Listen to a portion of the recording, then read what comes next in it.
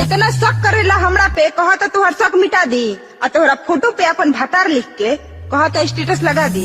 हो जा तू रेडी हमर बने खातिर महाराजा, दे दे कुंवर में पोती के दराजा।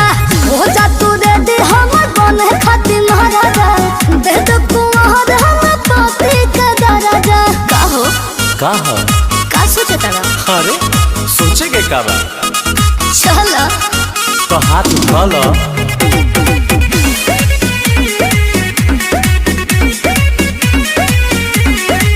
कहेलू बात जवन करेलू नहीं, इहे तो कमी खलेला। ना हो करबो करेला।